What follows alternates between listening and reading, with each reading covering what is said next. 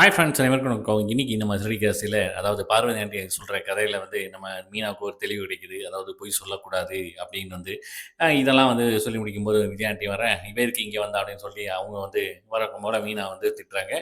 அப்புறம் ரோஹிணி வீட்ல பார்க்குற வேலை எல்லாத்தையும் சொல்றாப்புல. மீனாவுக்கு ஒரே ஷாக் ஆகுது. "ஏன் வீட்ட விட்டு போனாப்புல?" அப்படின்னு சொல்லிட்டு பார்வதி ஆண்டி மீனாட்ட கேட்க, மீனா எதுவுமே பதில் பேசாம அங்கேருந்து போயிடுறாப்புல. இவ போனதுக்கப்புறம் தான் எங்க வீடு வீடாவே இருக்கு அப்படின்னு சொல்லிட்டு விஜயா ஆண்டி சொல்ல, அதுக்கேத்தாப்புல சிந்தாமணியும் ஒத்துக்குறாங்க. சரின்ட்டு இந்த பக்கம் பார்த்தீங்கன்னா, வீட்ட காட்டுறாங்க. நம்ம மீனா வீட்ல இருக்கும்போது சீதா வர்றாங்க. சீதா ஏன், எதுக்கு, என்ன அப்படின்னு சொல்லி காரணம்லாம் கேட்க பதிலே சொல்ல மாட்டேங்கிறாங்க. பார்த்தா ஸ்ருதியும் வர்றாங்க. வாங்க ஸ்ருதி உட்காருங்க அப்படின்னு சொல்லிட்டு உட்காந்து டீயெல்லாம் குடிக்கிறப்ப, நம்ம ஸ்ருதி அவங்க அம்மாவ தனியா கூட்டு போய் வீட்ல நடந்த விஷயத்தெல்லாம் சொல்லிர்றாங்க. அதுக்கப்புறம் உள்ள இந்த மாரி எல்லாரும் தண்ணி அடிக்கிறதுக்கு தான். எங்க அப்பாவும் தண்ணி அடிக்கிறப்பல, நான் அதனால பெருசா இல்ல இல்ல இப்பலாம் அவர் வீட்லயே அடிக்கிறாரு அப்படிங்கிறப்ப, மாமாட்ட பேசினேன். மாமா ஒண்ணும் அவரும் பெருசாலாம் ஒண்ணும் சொல்லல அப்படின்னு சொல்லிட்டு இருக்காப்புல.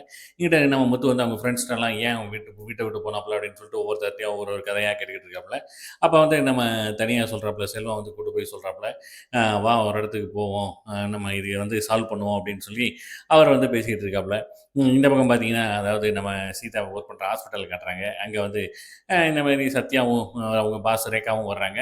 யாரு என்னன்னு கேட்க, இந்த மாரி பாஸோட பொண்ணு தான் வயிறு வலி அப்படின்னு சொல்லிட்டு கூட்டு வந்தேன் அப்படிங்கிறாப்புல. சரின்ட்டு அவங்களுக்கு உள்ள அனுப்பிட்டு, சீதா கேட்கிறாப்புல, "என்னடா லவ் கிவ் எதுவும் பண்றியா? பெரிய இடம்டா" அப்படின்னு. "அதெல்லாம் ஒண்ணும் கிடையாது. நீ நினைக்கிற மாரிலாம் எதுவும் இல்ல" அப்படிங்கிற மாரி நம்ம சத்யாவும் சொல்லிட்டு இருக்காப்புல. "பார்த்துடா" அப்படிங்கிறாப்புல. சரின்ட்டு அதோட முடியுதுங்க. பார்க்கலாம் நாளைக்கு எப்படி இருக்குன்ட்டு ஒரு ஒரு எபிசோட் மிஸ் பண்ணாம பாருங்க.